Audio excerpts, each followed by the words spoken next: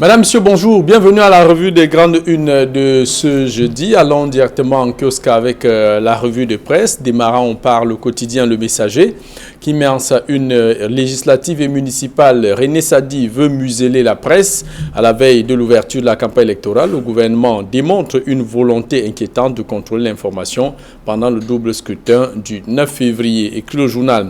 Le journal parle aussi de fonction publique. La menace qui vient de fake news des individus mal intentionnés qui font des annonces pour des annonces d'emploi et pour attirer un certain nombre de personnes en quête d'emploi, des chercheurs d'emploi qui se sentent obligés de postuler, évidemment avec derrière des sommes d'argent dépensées, les frais de dossier qui prennent généralement des directions inconnues et au bout du compte, ils se retrouvent escroqués. Voilà pour ce qui est donc du quotidien Le Messager qui parle aussi de la campagne électorale, une foire d'empoigne. La campagne électorale encadrée par les articles 87 à 95 fixe évidemment, indique que la campagne s'ouvre 15 jours, la campagne a une durée de 15 jours précédant le jour du vote, un moment de marketing politique où les enjeux notoires sera évidemment de convaincre les électeurs. Le journal vous amène dans certains quartiers généraux des candidats pour prendre la température de la fièvre électorale qui s'annonce. Voilà pour ce qui est du quotidien Le Messager. Le quotidien Le Jour consacre sa une à Martinez Zogo. Le quotidien Le Jour parle de médias. Martinez Zogo à Kondengui, le présentateur de l'émission Embouteillage diffusée sur Amplitude FM, a été placé en détention provisoire hier à Kondengui. Le journal parle aussi d'un éventuel incendie qui serait survenu au marché central de Fumban. Mutation pour sa part, à une carte nationale d'identité, la pièce à convulsion. Le journal indique ainsi, comme il sait bien le journal sait bien le faire avec ses titres, parlant ainsi de la difficulté qu'éprouvent aujourd'hui les citoyens camerounais à obtenir leur carte nationale d'identité au point d'en avoir parfois des convulsions.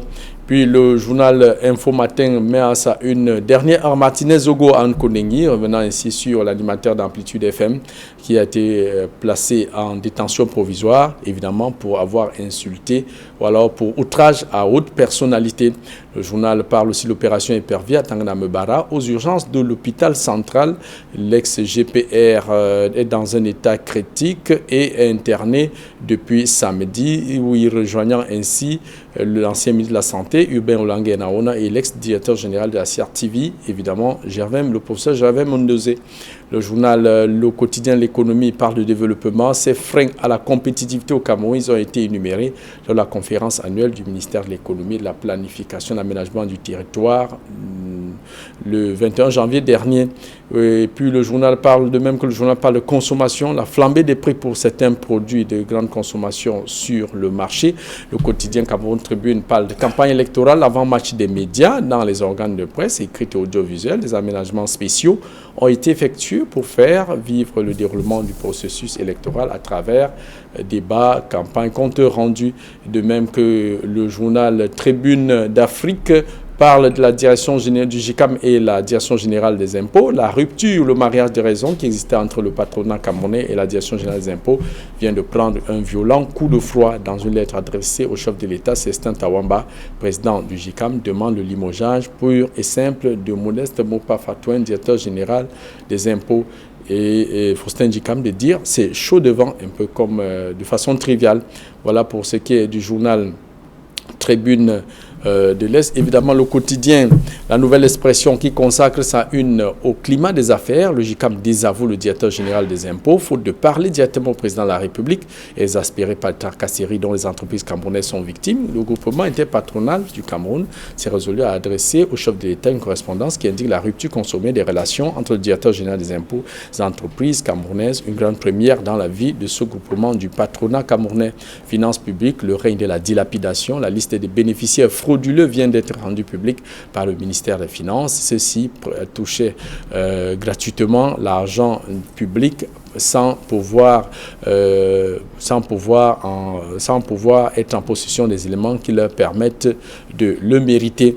Et puis municipal, débouté, le SDF ne lâche pas. La Chambre administrative de la Cour suprême a rejeté la liste de la formation politique dans la circonscription électorale de Yaoundé 6 et le parti veut casser cette décision. Mesdames, Messieurs, c'était tout pour la revue de presse en kiosque. Place à présent avec nos invités sur le plateau. Évidemment, une fois, peut-être la nouvelle méthode pour 2020. Guy Hervé Fongan, bonjour et bienvenue à la revue des Grandes Unes, évidemment avec l'actualité qui vous a marqué. Bonjour Jean-Paul Choniat et bonjour doyen Kaminele et bonjour nombreux téléspectateurs et téléspectatrices qui prennent même plaisir à regarder nos unes. On ne dira jamais assez, elles sont qualitatives. Celles qui sont habituellement décryptées, analysées et commentées sur ce plateau-ci. Moi, ça va davantage être une sorte de, j'allais dire, de coup de gueule. Je ne sais pas si comment vous avez suivi dimanche dernier La Vérité en face. Je pense qu'il est temps de tirer la sonnette d'alarme. Je crois que ce programme recevait dimanche dernier le professeur Baïbek. Moi, j'ai vu un invité condescendant, insultant, méprisant, frustrant et qui, à la limite, durant les 2 heures d'antenne, prenait ces 3 intervieweurs de très haut et les traitant certains de très peu cultivés, à la limite d'idiots, de vauriens. Je pense qu'il est très inconfortable d'avoir ce type d'invité en face et la presse devrait tirer. Moi, j'étais très heurté. Je n'ai pas pu aller jusqu'au bout de ce programme parce que j'ai vu un invité très très condescendant et vraiment c'est très inconfortable et je pense qu'on devrait remonter les bretelles à ce type d'invité qui nous a, à mon avis, j'allais dire bousillé. Elle a été chosifié. Ouais, chosifié. C'est les 3 confrères qu'il interviewait et a passé le temps à être très très très très condescendant. Moi, j'étais très très inconfortable. Bon, il faut qu'il y ait, à la limite, j'ai envie d'appeler à une sorte de blackout, de blacklister ce type de profil sur les plateaux, parce que c'était très inconfortable de l'écouter durant toutes ces heures traiter ses confrères de cette manière-là. Moi, j'étais très mal de vivre ça. Il faut surtout dire que dans la confrérie, certains ont sauté sur l'occasion pour indiquer que nos collègues n'étaient pas du tout cultivés, comme si les faits divers autour du professeur Baïbek méritaient qu'on ait un ouvrage, une biographie où on devrait se ressourcer lorsqu'on doit l'interviewer. Camille, bonjour et bienvenue à la revue des Grandes Unes. Bonjour Jean-Paul Choniat, bonjour. Certains ont parlé de manque de culture de la part de nos collègues. Bonjour Jean-Paul Choniat, bonjour Guy Hervé Fongan, bonjour téléspectateurs d'Équidence Télévision.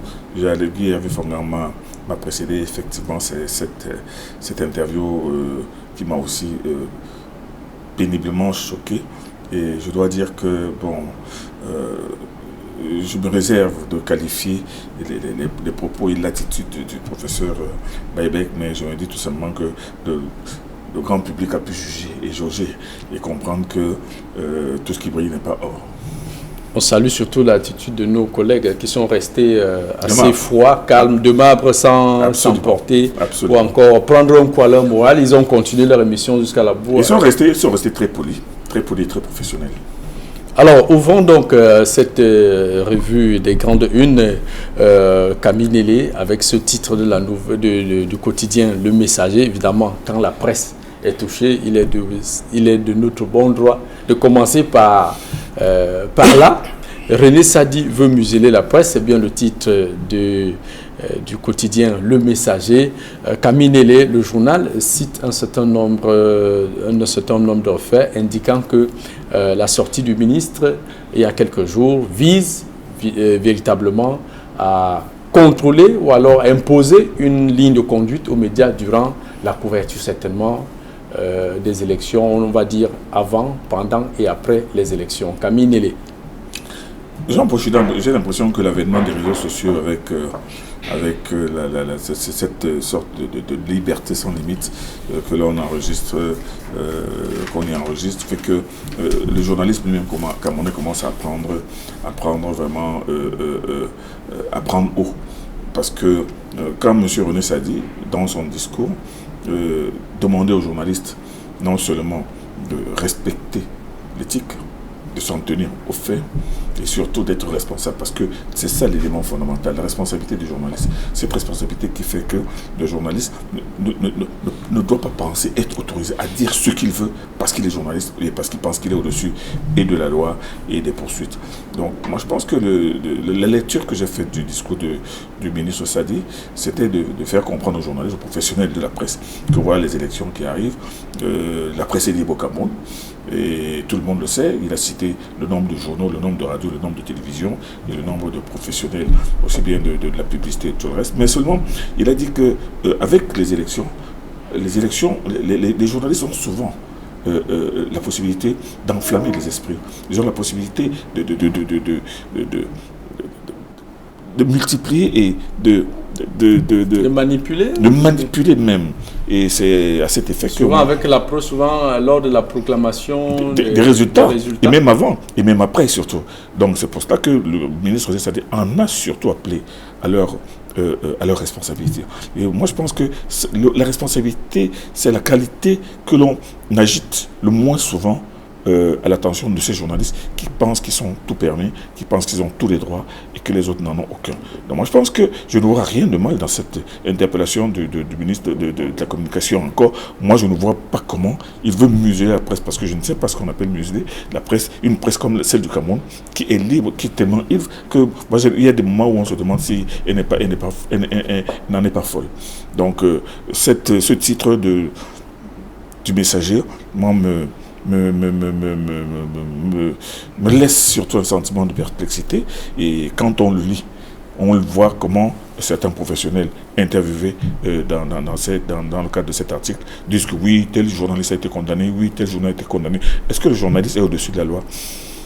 Moi, j'ai l'impression que... On a aussi évoqué le cas de Martinez Zogo qui a été placé en détention provisoire. Mais en évoquant même le cas de Martinez Zogo, je suppose que vous allez l'aborder tout à l'heure, je ne voulais pas en parler.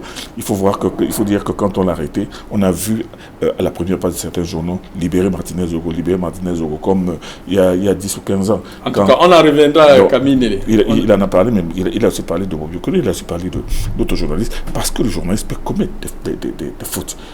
La diffamation n'est pas la seule infraction que l'on peut reprocher aux journalistes, parce qu'il y a un autre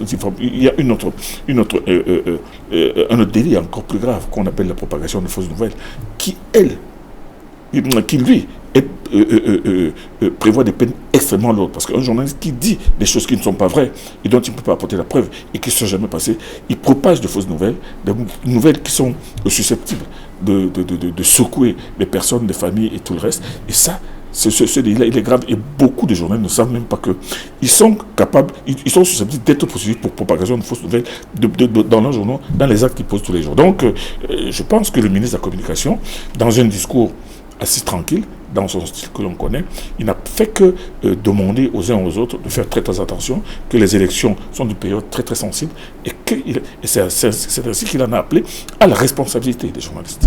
Alors, Guy Hervé Fongan, est-ce que quand on cite le nombre de médias au Cameroun, 32 chaînes de télévision, plus de 200 radios, 600 organes de presse, est-ce que finalement, quand on a ce foisonnement qui finalement n'est même pas du tout encadré, est-ce que ça n'ouvre pas la porte aux imposteurs qui s'engouffrent aussi dans les médias? Et parfois, on a envie de dire, sous le regard silencieux des pouvoirs publics, qui, même si la corporation indique que ce n'est pas à l'État de réguler le secteur, mais en même temps aussi, on connaît certaines personnalités qui ont contribué à créer des journaux parallèles qui tirent contre tel. Est-ce que tout ça, finalement, ce n'est pas aussi de la responsabilité de l'État? Non, je vais dire que vous enfoncez une porte ouverte, c'est-à-dire que rappeler nos 300 journaux qui paraissent de manière sporadique au Cameroun, je vais dire que c'est connu de tous que la plupart de ces journaux sont créés par certains barons du régime pour se faire la guerre par médias interposés. La vraie presse, d'ailleurs, j'aime à le rappeler à l'entame de cette émission que nous commentons la revue des unes qualitatives qui paraissent au Cameroun, et c'est à dessein. Rarement on allait au-delà de 10 journaux dans cette émission. C'est pour dire que les journaux sérieux, on les connaît, on sait où ils sont, on sait ce qu'ils font. Et le drame, c'est que le gouvernement, l'État a une grosse part de responsabilité dans cette affaire. Voyez-vous, même dans la répartition de l'aide publique à la communication privée, c'est justement ces journaux sporadiques-là qui, en général, ont la plus grosse part du lion. 600 organes de presse. La plupart du temps. C'est eux-là, les vrais quotidiens qui se tuent à la tâche tous les jours pour paraître, en général, non, quasiment rien. C'est ces faux journaux, entre guillemets, d'ailleurs j'enlève les guillemets, ces journaux sporadiques qui, la plupart du temps, bénéficient de l'aide à la presse privée, alors qu'en réalité, ils paraissent de manière saisonnière. Ils paraissent régulièrement à l'improviste. Voilà. C'est joliment dit en plus. Ils paraissent régulièrement à l'improviste et ils se font la guerre par médias interposés, ces gens du sérail.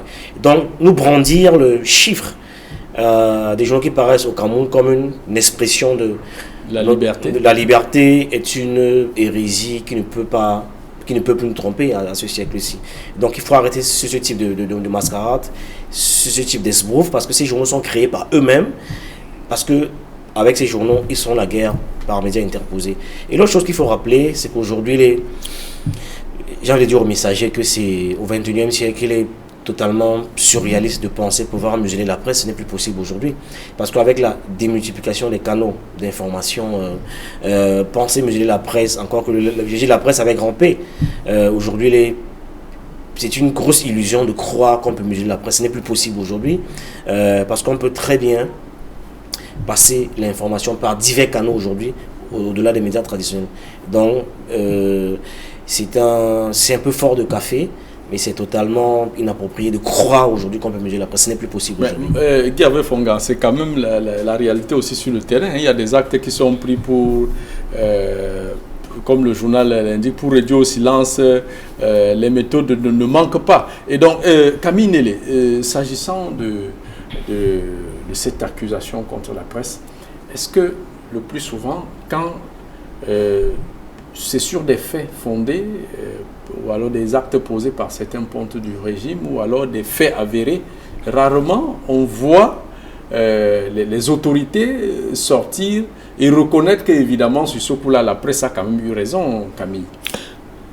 Ce que vous dites est vrai. Il y a des journaux qui publient des informations vraies, et des informations même qui s'avèrent vraies par la suite, parce que qui n'arrangent pas toujours le pouvoir. Je me souviens que pendant de nombreuses années, la presse a tiré sur M. Atangana Koudou, a sorti des documents, mais ça n'a pas empêché qu'il soit propulsé ministre.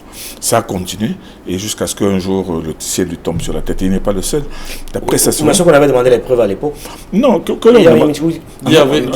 avait laissé Camille aller au bout de sa logique.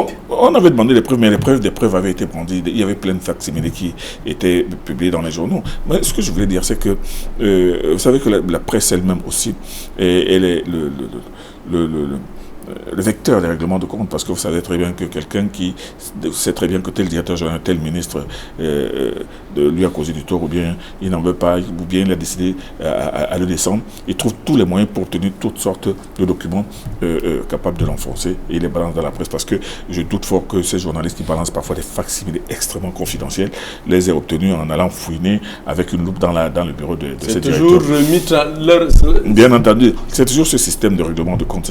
Donc je voulais donc dire que c'est vrai que la presse a souvent dénoncé, et a raison, certaines dérives managériales, certaines hérésies managériales, certains détournements extrêmement malsonnants. Malheureusement, il y a eu un silence tonitruant. Il y a eu un silence tonitruant jusqu'au jour où on arrête. Alors ce jour où on arrête, on se demande si enfin on a décidé de régler le compte à cette personne, ou alors on attend. Moi, je vais vous donner l'exemple le plus simple et le plus actuel. C'est l'exemple du scandale de la CAN 2021. Vous savez très bien que... 2019, vous savez très bien le nombre de milliards qui avaient été mobilisés. Vous savez très bien le nombre de départements qui étaient déjà servis en termes d'argent. Et vous savez très bien qu'au dernier moment, on nous a dit qu'il y a glissement. On ne nous a jamais dit où sont passés les milliards qui avaient été sortis. Plus de 1000 milliards. Et on sait très bien comment ça s'est passé. La presse a publié des tas de documents. Alors, qu'est-ce que vous entendez parfois? Oh non, le chef de l'État, c'est ce qu'il fait. Il va arrêter tel, il va arrêter tel, il va arrêter tel, il va arrêter tel.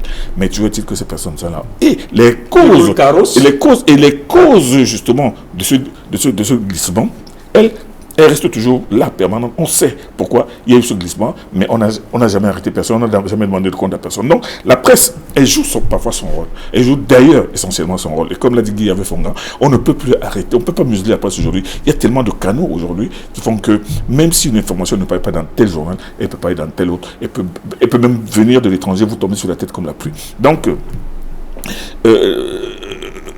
comme l'a dit aussi Guy Hervé Fongan, il y va de la responsabilité de l'État d'avoir un regard encore plus présent sur cette presse, au milieu de laquelle on trouve effectivement beaucoup de journaux créés. Des journaux créés qui n'ont même pas déjà un siège, comme l'exige d'ailleurs le dossier le minimum, c'est déjà avoir un siège, mais on n'en trouve pas. Qui n'ont même pas d'équipe rédactionnelle. C'est-à-dire que le jour où le titre, il y a un bonhomme qui est directeur de publication de ce journal qui n'a pas de bureau, mais le jour où on lui donne de l'argent pour tirer sur quelqu'un, bien pour mettre de la pommade sur le dos de telle autre personne, immédiatement il contacte 2-3 scribouillards qui sont là à travailler dans 2 ou 3 journaux sans jamais être payés. Il leur donne 10 000, 15 000 et le lendemain le journal est prêt. Or, il y a énormément de journaux qui fonctionnent sur ce monde. On les connaît, nous, dans la presse. Mais alors, là où il y a le plus justement de journaux de cette nature, c'est du côté du centre. Ou alors, on ne les compte pas. Alors, Guy Hervé Fongan, dans ce cafouillage que certains pontes, des pontes du régime entretiennent, est-ce que finalement, quand on installe ce pareil désordre, est-ce qu'on doit encore se tenir en position de donneur de leçons? Non, parce que je veux dire que cette tolérance structurée et encadrée est justement du fait de cette administration-là, et elle est très mal placée pour donner des leçons à la presse, parce que c'est elle-même, c'est cette administration elle-même qui crée le désordre, qui crée ce cafouillage voulu pour 600 organes de presse écrite pour se régler des comptes et pour tenir la presse. La preuve ici, je sais que la plupart de ces quotidiens, du moins ceux qui sont très souvent commentés ici, ce que j'aime appeler la presse qualitative, a très rarement perçu l'aide publique à la communication publique. Et c'est rarement retrouvé dans ces situations où il y a des dérives. Et c'est rarement retrouvé dans des situations où il y a des dérives, justement. Donc, la plupart, justement, ce sont ces journaux créés par ces gens même qui sont très souvent frappés de dérives et qui, très souvent, de manière grossière et flagrante, violent la déontologie du métier. Parce qu'il faut quand même le dire avec suffisamment d'enfance, la presse, dans ses missions d'information, d'éducation et de divertissement, alors bien, je dis que l'État a l'obligation d'accompagner et de soutenir la presse qui fait un travail d'utilité publique. On est quand même des fois scandalisé quand on que le petit a un vol d'oiseau de chez nous. L'aide publique à la presse au Gabon, c'est largement au-dessus du milliard, et que nous penons avoir 300 millions, c'est quand même, c'est d'une grossièreté vraiment énervante. Et le régime ne fait rien pour assainir la profession. Au contraire, des fois on a l'impression que ils ont plutôt intérêt à pourrir l'environnement, à ce que les choses restent ainsi, pour qu'il y ait une sorte de son de cloche différent, parce que la presse que j'appelle la presse qualitative, très souvent ira à contre-courant du discours convenu. Alors ils ont même plutôt intérêt à entretenir cette presse qu'ils ont eux-mêmes créée, pour des fois passer les informations qui les arrangent, parce que la presse classique rentrera difficilement dans ce genre de jeu. Voilà, et elle est souvent taxée de la presse qui veut déstabiliser. Donc en réalité, ce foisonnement ne profite qu'à eux-mêmes et pas à personne d'autre. Même si je suis partiellement d'accord avec ce que dit Guy Hervé Fongan, je ne pense pas que le ministre a dit donne des leçons. Je pense que son discours avait pour... On ne parlait pas spécialement du ministre Sadi. Non, c'est par rapport au ministre Sadi, justement, qui s'adresse à la presse. Il ne donne pas de leçons. Il recadre, il essaie de leur dire que voici les élections, faites preuve de responsabilité. Est-ce qu'avec tous ces égarés dont on dit tout à l'heure des imposteurs, est-ce que c'est possible de les recadrer? Mais non, c'est de là donc que l'on parle de la responsabilité de l'État, justement, dans l'assainissement du secteur de la presse. Lui-même, le ministre... Sadi a été plusieurs fois la cible de journaux. Vous vous souvenez très bien qu'il est certainement... Camille Nélé, oui. Si le secteur n'est pas assaini, l'État ne joue pas son rôle, est-ce qu'il est possible de venir sensibiliser des gens qui, au départ, rentrent dans une profession pour faire, je vais passer moi l'expression, pour faire n'importe quoi, et qu'à la fin, on vienne maintenant essayer de leur recadrer. Est-ce que ça marche? De toute façon, je pense qu'il a fait ce qu'il avait à faire. Même si ça ne va pas marcher, il fait ce qu'il avait à faire parce que dans un contexte juste comme pour une pure formalité? Non, pas pour une formalité. Déjà, il faut lui dire que il était important. Il est important qu'il dise avant cette élection que faites attention, ce n'est pas ce qu'on attend de la presse. Moi, je pense que c'est absolument normal. Ça entre exactement dans le cadre de ses missions et de ses fonctions de dire à la presse que vraiment faites preuve de responsabilité. C'est-à-dire qu'il ne veut pas la museler, il ne donne pas l'impression de la museler, mais il est en train, il est vrai qu'en citant le nombre de journaux et le nombre de médias, peut-être pour faire comprendre que le Cameroun a libéré complètement le secteur de la presse. Et effectivement, il a libéré. Il a même tellement libéralisé qu'aujourd'hui, on trouve tout et n'importe quoi à l'intérieur. Mais moi, je pense que le ministre Sadi lui-même, qui a souvent été victime de la malveillance et surtout de la méchanceté de certains de ces petits journaux, parce que il est difficile qu'un journal comme La Nouvelle Expression ou Le Messager tire sur le ministre Sadi. Mais quand par exemple, vous vous souvenez très bien que quand son propre fils a été nommé sous-préfet dans l'océan. Non, d'abord dans l'arrondissement dans le Fundi. Adjoint préfectoral. Adjoint préfectoral. Vous savez très bien ce qui s'est dit justement dans certains journaux du Sud, justement, où il était question vraiment de démontrer que voilà un fils à papa qui a été propulsé. Quand on le nomme sous-préfet de l'océan et de Kribi 4, on se dit que justement, voilà, on l'a envoyé dans la partie la plus juteuse. Il a été, moi je ne suis pas sûr qu'il a particulièrement apprécié cette sorte d'attaque. En tout cas, ce qui arrive, ce n'est pas le ministre Sadi qui l'a créé. Non, je voulais simplement observer que le ministre, j'ai l'impression qu'il tire à l'aveuglette. Il tire à l'aveuglette parce que la presse que moi je qualifie de presse qualitative a toujours été responsable. Tout à fait. Et donc le travail qu'il faut, ce discours peut avoir du sens si on commence par assainir en amont. Et assainir en amont, c'est débarrasser la presse de ces francs-tireurs, de ces apprentis sorciers qui sèment le désordre et qui fout le bordel partout. Et ceux-là, ils sont connus. Des fois, quand vous prenez la liste de ceux qui bénéficient de l'aide, des fois, vous tombez des nues. Tout à fait. Vous avez des journaux que vous n'avez jamais vus nulle part. Nulle part. Les fantômes du crépuscule. Et cette liste sort du ministère de la communication. Ça sort de là. Et donc, le travail ce discours doit être tenu à cela. Et il faut commencer par assainir en amont. Parce que c'est justement cette presse-là qui est irresponsable, qui, la plupart du temps, fait du mauvais journalisme. Il faut déjà indiquer et c'est à ceux-là qu'il faut parler. C'est à ceux qu'il faudra. Et pour le faire, il faut commencer par assainir à l'intérieur du Minicom. Et ça devient difficile. C'est là que ça se passe. Ça devient difficile de responsabiliser une presse qui est déjà à la base irresponsable. Absolument. C'est pratiquement un coup d'épée dans l'eau. Voilà. Donc ici, il se trompe les cibles. Dans tous les cas, le message est passé, même si c'est les journaux crédibles, mais ça vaut toujours la peine de le rappeler. Merci, monsieur le ministre. Alors, Camille Nélé, un autre sujet. On a évoqué tout à l'heure le cas de Martinez Zogo. On suit depuis, même sur les réseaux sociaux, et c'est arrivé finalement dans un journal crédible comme Le Jour, qui parle de Martinez Zogo, qui est à Konegi. Alors, on se rappelle même on a vu une lettre. Je suppose que ça avait été une lettre d'excuse rédigée par lui. Est-ce que tout ça aussi fait partie de ce qu'on venait de dénoncer tout à l'heure? Tout cela fait partie. Vous savez, quand vous écoutez parfois ce qui s'aboie dans certaines radios ou ce qui est crié dans certaines télévisions, on se demande si vraiment ces gens sont normaux ou bien ces gens mesurent exactement l'impact des propos qu'ils tiennent. Effectivement, l'affaire Martinez Zogo a fait fantasmer une certaine presse depuis quelques jours.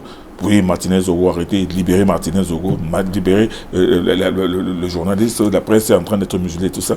Mais ce qu'on attend de la presse, ce qu'on attend du journaliste, c'est d'abord de faire preuve de professionnalisme et surtout de responsabilité quand il traite son information. Et de quoi s'agit-il? Moi, je pense qu'il était plutôt important pour les journalistes qui voulaient parler de cette affaire, d'abord de dire pourquoi il s'est retrouvé convoqué au secrétaire d'État à la Défense. Et l'affaire est connue.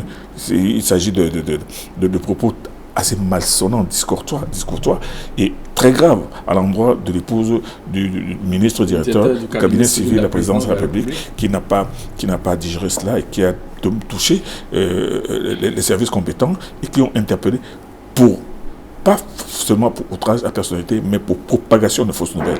Un délit prévu et réprimé par la loi.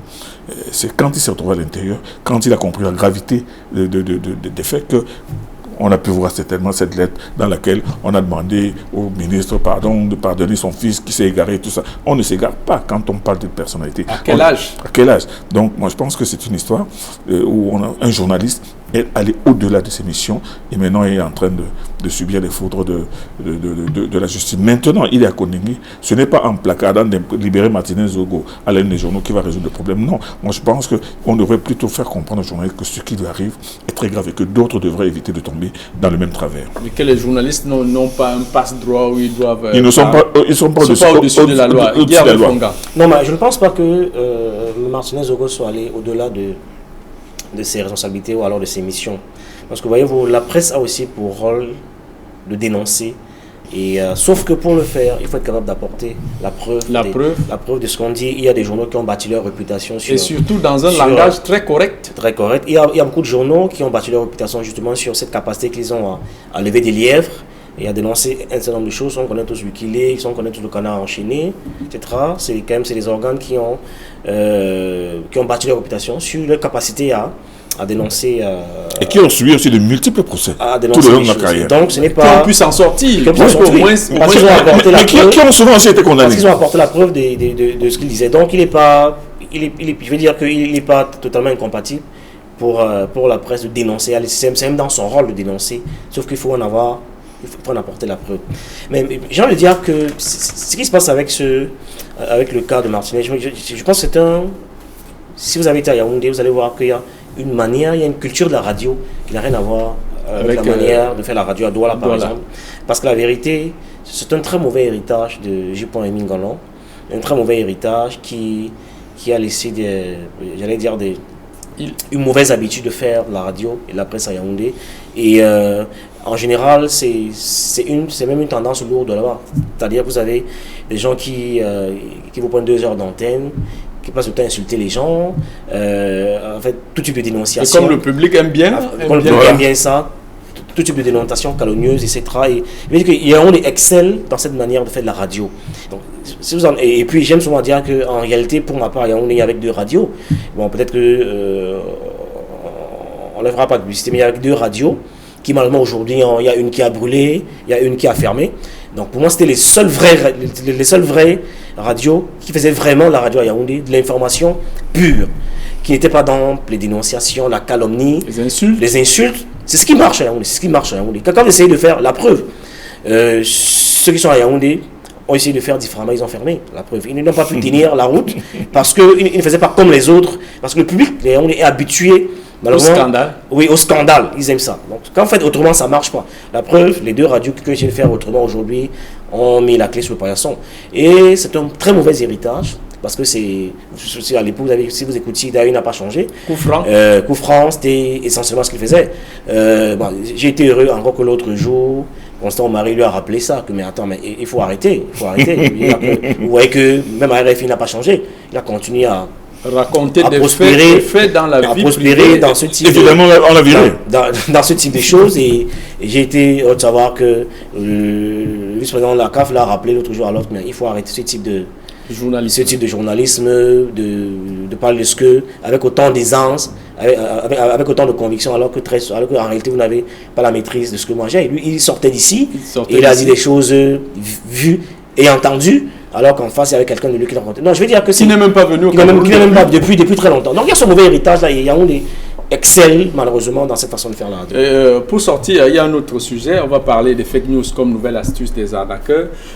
Camille Nélé, des individus mal intentionnés, le dénonce bien le journal Le Messager, qui font passer des annonces comme étant des administrations publiques qui lancent des offres, des annonces d'emploi et trouvent le moyen de généralement collecter les frais de dossier, les frais d'étude de dossier qui prennent une direction dont on ne connaît pas et on se retrouve à la fin arnaqué. Finalement, la loi sur la cybercriminalité, à quoi ça sert comment ne parvient-on pas à traquer ces arnaqueurs? Très bonne question, mais je vais d'abord commencer par vous dire, Jean-Paul Chouinière, qu'il y a des gens dans ce pays, même hors de ce pays, qui du matin au soir sont assis devant un clavier pour vous concocter toutes sortes de fake news, toutes sortes de montages photos, vidéos et tout. Et ça, c'est curieux, c'est un phénomène, mais je ne sais pas comment on va l'arrêter. Et effectivement, cette propension ces derniers temps, justement, à lancer de faux concours administratifs, à donner une liste de conditionnalités pour pouvoir soit être recruté, soit passer un concours, fait florès. Et justement, que faut-il donc faire? Effectivement, vous évoquez la loi contre la cybercriminalité qui est là, qui est déjà là. Depuis 2010. Mais qu'il faut en réalité maintenant activer et mettre en pratique. Malheureusement, on comprend qu'elle n'est pas encore dans sa phase pratique. Gervais Fongan, est-ce que l'État aujourd'hui a les moyens techniques pour permettre de mettre la main sur ces genres d'arnaqueurs qui finalement écument de plus en plus les réseaux sociaux? Non, mais l'État en a les moyens. Aujourd'hui, avec un bon hacker est capable de vous tracer. Même aujourd'hui, avec un faucon, on est capable de vous retrouver. Je veux dire que l'État a les moyens nécessaires pour mettre hors d'état de nuire ces gens qui propagent ces fake news là. Et puis au-delà de l'État, nous-mêmes, je veux dire qu'on devrait aussi, j'allais dire, utiliser Internet de manière utile. Il y a aujourd'hui ce qu'on appelle du fact-checking. Donc chacun, on peut surfer utile aujourd'hui. Il y a des tutos sur YouTube où chacun de manière peut prendre 2 heures pour s'auto-former et commencer à faire du fact-checking pour ne pas gober n'importe quoi. Donc avant que l'État n'intervienne, nous-mêmes, on peut s'auto-former dans le fact-checking et être plus utile dans notre environnement. Merci Gervais Fongan, merci à Camille Lélé. C'était une pensée du jour qui ne va pas certainement beaucoup plaire aux dames. Hein. Le silence est le plus beau bijou d'une femme, mais elle le porte très rarement. Le silence est le plus beau bijou d'une femme, mais elle le porte rarement. C'est un proverbe anglais. J'ai rien contre ça. Madame, monsieur, c'était tout pour cette édition de la Revue des Grandes Unes. Retrouvons-nous demain pour la dernière de la semaine.